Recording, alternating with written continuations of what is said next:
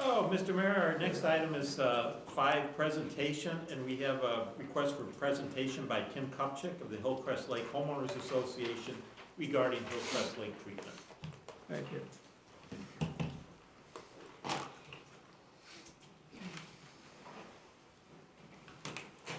Thank you, Mr. Mayor. I come before you tonight on behalf of the Hillcrest Lake Homeowners Association.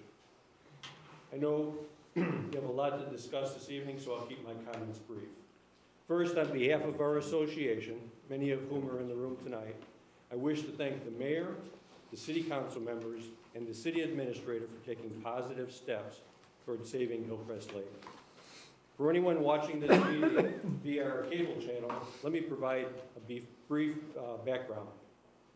Hillcrest Lake is a city-owned 13-acre lake located on the north side of Willow Road between Wheeling Road to the east and Elmhurst Road to the west. For the past 30 years, this lake has attracted all sorts of amazing wildlife.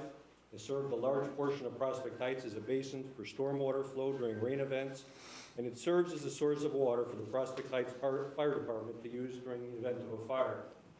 In the early 1950s, there was a building boom going on in Prospect Heights. Area residents became concerned about how overbuilding might not only destroy this natural wonder, but also cause flooding in the surrounding areas if homes were not allowed to be built on the site. So in 1957, the Hillcrest Lake Homeowners Association was formed, and we purchased Hillcrest Lake to prevent it from being filled in and used for more home construction. From 1964 through 1976, various groups tried to acquire Hillcrest Lake. The Homeowners Association refused to sell. Instead, on September 18, 1987, the Hillcrest Lake Homeowners Association donated the lake to the city of Prospect Heights. We did so with one simple request: take care of it as we have done for the past 30 years. For the next 27 years, the lake pretty much took care of itself. And starting in the summer of 2014, everything changed. Lake levels dropped to all-time lows. Weeds that were once submerged grew out of control as they poked their heads out into the full sunlight. The fish population dropped at an alarming rate, and the mosquito population exploded. Residents, some of whom have lived here for 20, 30, and even 40 years, found themselves living next to this 13-acre weed and mosquito-infested swampland. So what happened? How did the lake get so shallow? A detailed discussion of what caused these low lake levels is way beyond the time that I have here tonight. However, this information can be found on our website at hillcrestlake.org. In August of 2015, the Homeowners Association gave a presentation to the City Council asking for permission to install a $400 device called a flashboard riser. The simple device allows you to control the minimum lake levels been used by lake and pond managers for many years. However, after commissioning a study into the matter, the city discovered that this type of device would not be permitted because the lake is part of a watershed area, and only a permanent weir structure might be allowed instead.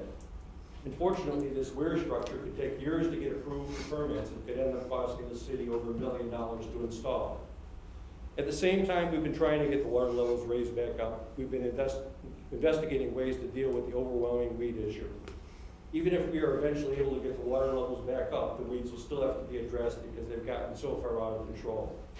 Our association commissioned a comprehensive 6-week study of all the potential solutions, including dredging, aeration, biological muck reduction, mechanical harvesting, and chemical treatments.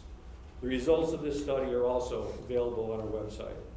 At the conclusion of the study, it became obvious that the safest and most cost-effective solution to control the excessive weed growth would be an EPA-approved chemical treatment.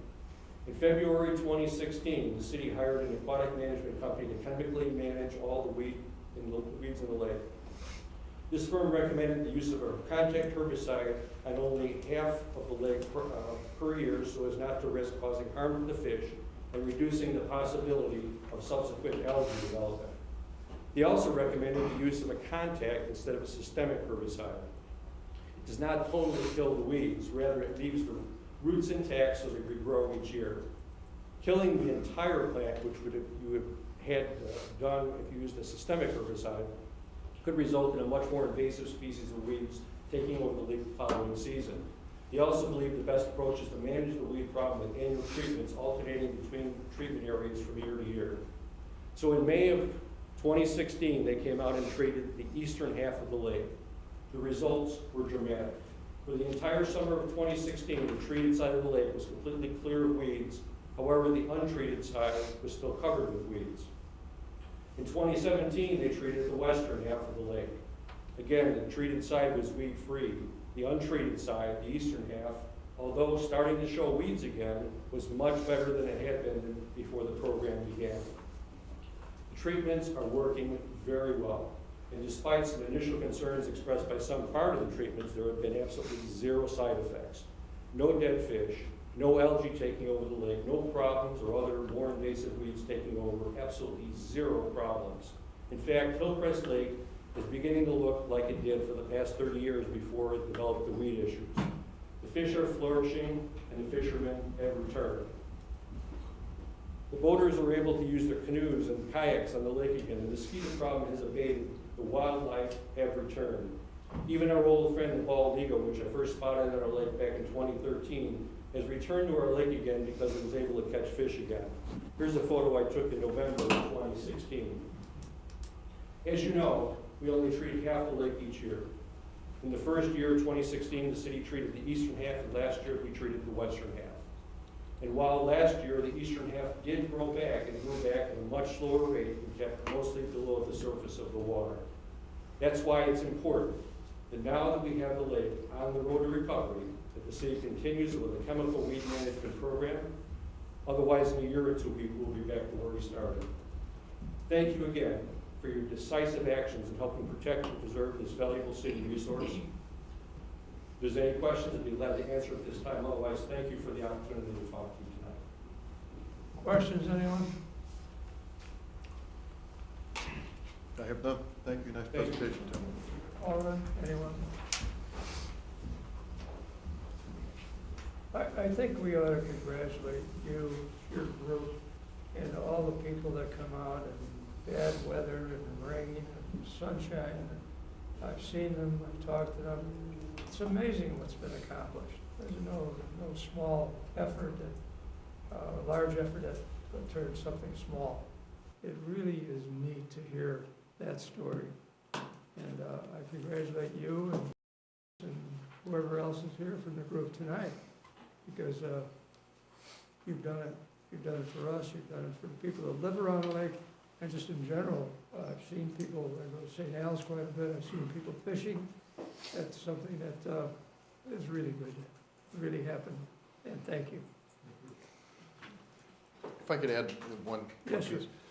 So you know, it is on tonight's agenda to be approved.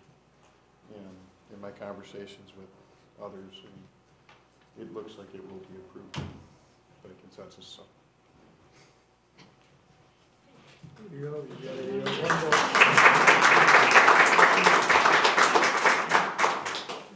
All right, so we've got a leader of the pack, and I think it's going to happen. I'm sure it's going to happen. All right, Mr. Administrator. All right, thank you, Mr. Ware. Do we